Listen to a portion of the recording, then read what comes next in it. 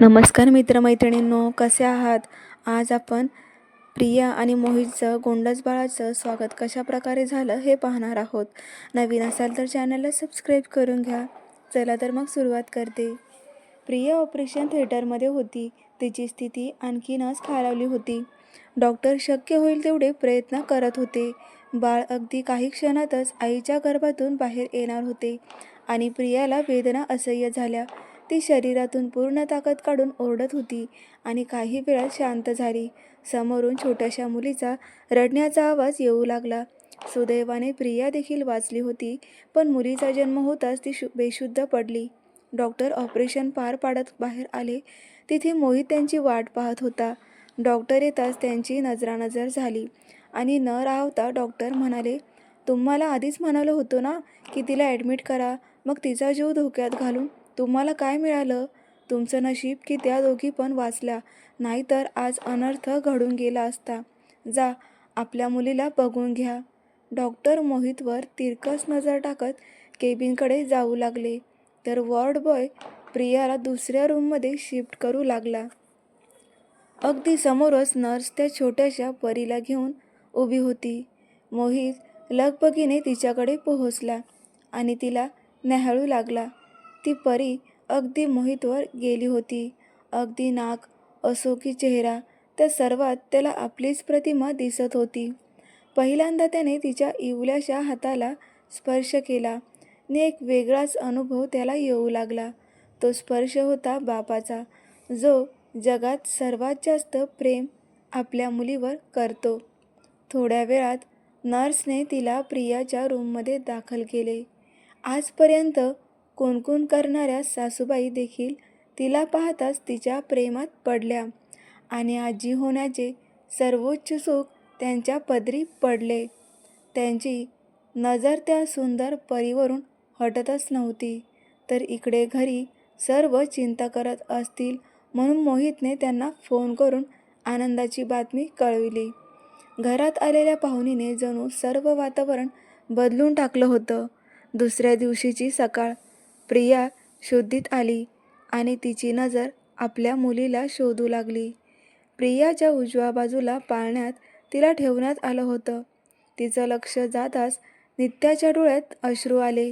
पण हे अश्रू दुःखाचे नाही तर आनंदाचे होते, कारण कालच्या प्रसंगानंतर तिला खरंच वाटलं नव्हतं की ती आजचा दिवस पाहू शकेल, पण ते शक्य झालं आणि आज ती आपल्या मुलीसोबत होती.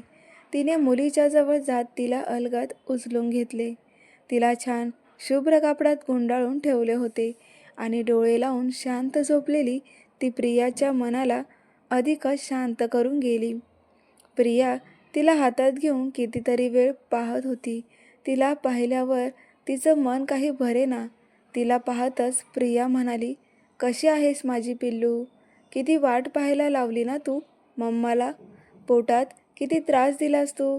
तुला आवडतं का मम्माला त्रास द्यायला? लबाड आहेस हां. तरीही मला आवडलं हां तुझं असं वागणं. आज तू माझ्या कुशीत आहेस. कसं सांगू तुला किती आनंद होतोय मला. आजपर्यंत आयुष्यात काहीच मिळालं नाही, पण तू आलीस आणि वाटू लागलं जणू मला सर्वच मिळालं. आता काहीच नको मला. धन्यवाद पिल्लू, मला हा सर्वोच्च आनंद देण्यासाठी. ती फारच भावूक झाली होती आणि तिने आपले ओठ मुलीच्या कपाळावर टेकवले. ती रूममध्ये इकडून तिकडे चक्रा मारत होती. ती मुलीला हातात घेऊन खिडकीजवळ जाऊन उभी राहिली. वातावरण अगदी प्रसन्न होतं आणि तिने कधीतरी वाचलेल्या ओळी तिला आठवू लागल्या आणि हळूवार आवाजात ती गुणगुणू लागली. पहिले वहिले रडणे तुझे का उगाच सुखावून जाते. असता संसार सोबती दुःखाचा तुझे हसणे. जगणे शिकवून जाते किती आणि काय मिळाले कसं सांगू. तरी तुझ्या येण्याने तू आलीस जगी. आज आणि देहात प्राण माझ्यात आले. तूच माझा आनंद, तूच श्वास ग माझा. तुझ्या पावलं चरणांनी सजल्या इंद्रधनुच्या वाट्या. तिच्या चेहऱ्यावरून हात फिरवत बहरेल मी. ही नव्याने साथ तुझी अशी असू दे समाजात काय. पूर्ण जगाशी लढेन हात कायम तुझा माझ्या हाती असू दे, माझ्या हाती असू दे. ती आपल्या मुलीशी बोलतच होती की बाहेरून मोहित आला. तिचं त्याच्याकडे लक्ष नव्हतं म्हणून थोड्या जोरानेच म्हणाला, प्रिया, तू कालपासून काहीच खाल्लं नाही आहेस आणि आपल्या मुलीलाही भूक लागली असेल तेव्हा थोडं खाऊन घे बरं, बरं वाटेल. त्याने प्रियासाठी काही फळं आणली होती, पण त्याच्या बोलण्याकडे तिचं लक्ष नव्हतं. ती इकडून तिकडे फक्त चकरा मारत होती आणि बारीक नजरेने तीच मोहितकडेही लक्ष होतं. तो आला तेव्हापासून आपल्या मुलीकडेच पाहत होता. हे बघून प्रियाने त्याला मुलीला उचलून घेण्यास सांगितले आणि त्याने तिला हातात धरले. तोही तिच्याकडे पाहत म्हणाला, किती गोड आहे ना बाळ, माझं बाळ. तू ठीक आहेस ना? किती घाबरवलंस ना तू सर्वांना. आता नको करू हां असं काही. पप्पा खूप बोलतात का गं? कंटाळली आहेस का? प्रिया शांत झोपून होती. बघा बघा, अजून तुला कोण कोण भेटायला आलं आहे? मोठी आई आहे, आत्या आहे. तुला भेटायचं आहे का त्यांच्याशी? मोहितचं बोलणं ऐकून आतापर्यंत बाहेर वाट पाहत असलेले सर्व रूममध्ये आले आणि रूममध्ये थोडा गोंधळ होऊ लागला. त्या आवाजाने मुलीची झोप उघडली आणि ती जोरात रडू लागली. प्रत्येकजण तिला आपल्या कुशीत घेऊन शांत करू पाहत होतं, पण ती काही शांत होत नव्हती. परंतु तिला स्पर्श करण्याचा मोह मात्र कुणाला आवरेना. त्यामुळे प्रत्येकच व्यक्ती तिला आपल्या हातात घेत होते, तरीही ती शांत होत नाही. हे पाहून प्रियाची नणंद म्हणाली, प्रिया, घे ग तुझ्या लेकीला, बहुतेक भूक लागली असेल. तिला दूध दे, मग होईल बघ गप्प. प्रियाने तिला पुन्हा एकदा आपल्या हातात घेतले आणि लेकीला दूध पाजू लागली. छोटीच्या पोटात दूध जावं आणि ती लगेचच शांत झाली. ही बातमी मिळाल्यापासूनच दिवसभरात सर्वांचे येणे जाणे सुरू होते. त्या छोट्याशा मुलीला बघून प्रत्येक व्यक्ती आनंदित होत होता. ही बातमी प्रियाच्या बाबांना कळली आणि तेही त्यांना पाहायला हॉस्पिटलमध्ये पोहोचले. त्यांनी प्रियाशी बोलण्याचा प्रयत्न केला, पण प्रिया आपल्या आईवडिलांशी एक शब्द देखील बोलली नव्हती. त्यामुळे आपल्या नातीला बघून घे ते परतले होते. तेवढ्या वेळ का होईना प्रियाच्या चेहऱ्याचा रंग उडाला होता. पण प्रिया आज खूप खुश होती. काही वेळात सर्व गर्दी कमी झाली. रूममध्ये सासूबाई आणि प्रियाच होत्या. प्रिया एकटीच त्यांना निहाळत होती, तर सासूबाई आपल्या नातीला हातात घेऊन तिचं निरीक्षण करत होत्या. प्रियाने बघितलं की त्यांचा स्वभाव थोडा बदलला आहे. हल्ली खूप ओरडणाऱ्या सासूबाई छोट्याशा मुलीसमोर इतक्या शांत होईल असं तिला स्वप्नात देखील वाटलं नव्हतं. पण ते शक्य झालं. एका छोट्याशा मुलीच्या येण्याने पूर्ण घराचे रंग रूपच बदलले होते आणि प्रिया आकाशात उडत होती. आपल्या मनमर्जीने नॉर्मल डिलिव्हरी असल्याने नित्याला केवळ 6 ते 7 दिवसच हॉस्पिटलमध्ये ठेवण्यात आलं. त्यानंतर लगेच सुट्टी देण्यात आली. प्रियाला स्वतःची काळजी घेता यावी म्हणून मोहित 2-4 दिवस कुठलंही काम करायला बंदी घातली होती. त्यामुळे सासूबाईंचा त्रास आणखीनच वाढला. सासूबाई प्रियाला नेहमीच ओ महाराणी म्हणायच्या, पण यावेळी खरंच ती महाराणी होती. अगदी बेडवर बसून ती आपल्या सासूबाईला काम करताना पाहत होती आणि तिला स्वतःच हसू आवरता येईना. मागील काही दिवसात ती फार कमजोर पडली होती. त्यामुळे मोहितने तिच्याकडे खास लक्ष द्यायला सुरुवात केली. तिच्या औषधापासून तर खाणं-पिणं सर्व काही मोहित लक्ष देत होता आणि प्रिया आपल्या मुलीसोबत काही सुंदर क्षण जगत होती. मुलीच्या रडण्यापासून तर तिच्या छोट्या छोट्या हालचाली टिपण्यात प्रियाला खूप मजा येत असे. तिच्या इवल्याशा हातांचा स्पर्श झाल्यावर तिचं मन सुखावू लागलं होतं. आज पहिल्यांदा ती इतकी खुश होती आणि तिच्यासमोर तिला दुसरं काहीच दिसत नव्हतं. अर्थात हे सर्व फक्त काही दिवसच चाललं. तिला थोडं बरं वाटू लागलं आणि तिला पुन्हा एकदा कामाला लागावं लागलं. प्रियाला आधीच सर्व घरचे काम करताना स्वतःसाठी वेळ मिळतच नव्हता. त्यात तिच्या मुलीने तिला आणखीनच हैराण करून सोडलं. एकतर ती तिला रात्रभर झोपू देत नव्हती आणि दिवसभर भूक लागली की रडत बसायची. त्यामुळे प्रियाला सर्व काम सोडून तिच्याकडे बघत बसावं लागत होतं. अर्थात ती हे सर्व आनंदाने करत होती. मुलीची अंघोळ, मालिश मात्र स्वतः सासूबाई करत होत्या. प्रियाला त्यांचं असं वागणं विचित्र वाटायचं, पण मुलगी त्यांचंच रक्त असल्याने त्या स्वतः तिचं काळजीने बघत होत्या.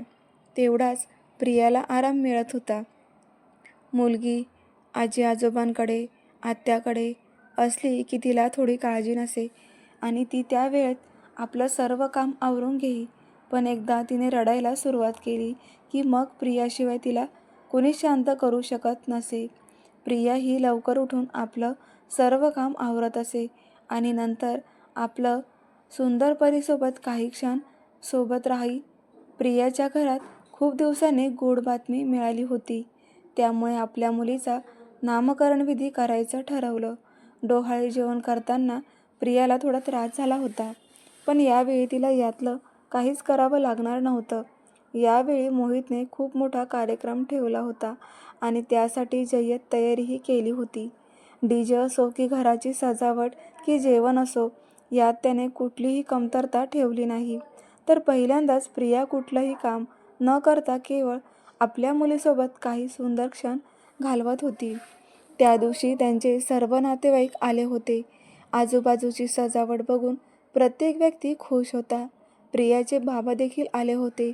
तसं प्रियाला बोलायचं नव्हतं, पण तरीही सर्वांसमोर तिला भांडण नको होतं, त्यामुळे ती त्यांच्याशी थोडंफार बोलली. पण पहिल्यांदा जेव्हा त्यांनी प्रियाच्या मुलीला हातात घेतलं तेव्हा मात्र ती आनंदाने न्हावून निघाली. मोहितने खूप सुंदर असं सजावट केली होती, तर डीजेच्या आवाजावर सर्व लहान मुलं थिरकत होते. प्रिया ते सर्व पाहत असताना पुन्हा एकदा तिच्या डोळ्यात आनंदाश्रू जमा झाले. आपल्या मुलीचा हा दिवस इतक्या सुंदर पद्धतीने साजरा केला जाईल असं तिला वाटत नव्हतं. जवळपास सर्वच नातेवाईक जमा झाले आणि प्रियाला आपल्या मुलीला परीसारखं नटवून सर्वांसमोर आणले. आज सर्वांची नजर फक्त नित्या आणि तिच्या मुलीकडे होती. प्रियाला फार तर सजायला आवडत नसे, पण आज आवडीने तिने शालू घातला होता. केसात गंजरा गुंफून, गळ्यात दागदागिने घालून ती आज कितीतरी दिवसांनी अशी नटली होती. तिने आपल्या मुलीला आणले आणि पाळण्यात झोपवले. प्रथेप्रमाणे बायांनी गाणं म्हणायला सुरुवात केली आणि आत्या हळूच मुलीच्या कानात काहीतरी पुटपुटली आणि तिच्याकडे बघून हसू लागली. आता सर्वच तिचं काय नाव ठेवलं हे ऐकून घेण्यास आतुर होते, पण आत्या ही अडून बसली. शेवटी जेव्हा मोहित तिला साडी घेऊन देतो म्हणाला, तेव्हा तिने तिचं नाव सांगितलं. त्या सुंदर परीचं नाव ठेवण्यात आलं संध्या. नाव ऐकल्यावर सर्वांचा चेहरा आनंदाने खुलला. बाया आपल्या प्रथा पार पाडण्यात व्यस्त होत्या, तर पुरुष मंडळी नाचण्यात व्यस्त होते. मोहित स्वतः नाचत असल्याने बघून प्रिया त्याच्यावर हसू लागली होती. आज प्रत्येकाच्या नजरेत तिला मुलीबद्दल प्रेम दिसत होतं. जणू ती स्वतःच्याच विश्वात हरवली होती आणि जे घडते त्यावर तिला विश्वासच बसत नव्हता. सर्वांचे जेवण आटोपलं आणि सर्व आनंदी होऊन घरी परतले, तर प्रिया आपल्या मुलीला हातात घेऊन तिचे लाड करत होती. तिला सांगत होती की मी तुला या जन्मात काहीही कमी होऊ देणार नाही. आज तिच्याही मनात अनेक इच्छांनी जन्म घेतला होता. जणू संध्याच्या जन्माने तिला एक नवीन आयुष्यच मिळालं होतं. असं म्हणतात की जेव्हा बाळ प्रथमतः रडतं त्याचवेळी आईच्या ओठांवर हसू असतं, तर इतर वेळी ती आपल्या बाळाच्या डोळ्यात कधीच अश्रू येऊ देत नाही आणि जेव्हा बाळ हसू लागतं तेव्हा मात्र तिच्या आनंदाला सीमा नसतात. ती एकमेव व्यक्ती असेल जिला बाळाच्या मनातलं न सांगताही कळतं. संध्याला हसताना बघून नित्याही आनंदी राहू लागली. तिचं हसू म्हणजे तिच्यासाठी एक मोठा सोहळा होता आणि तिला हसताना पाहून तिच्या मनी काही ओळी धाव घेऊ लागल्या. तुम आए तो आया, मुझे याद, गली में आज चांद निकला, जाने कितने दिनों के बाद आज गली में चांद निकला. तुम आए तो आया मुझे याद, गली में आज चांद निकला. प्रेक्षकांनो, कसा वाटला आजचा भाग? आता ह्या कथेचा पुढील भाग आपण उद्या पाहणार आहोत, तेव्हा चॅनलला सबस्क्राईब करा आणि कमेंट करून नक्की कळवा आजचा भाग कसा वाटला. धन्यवाद.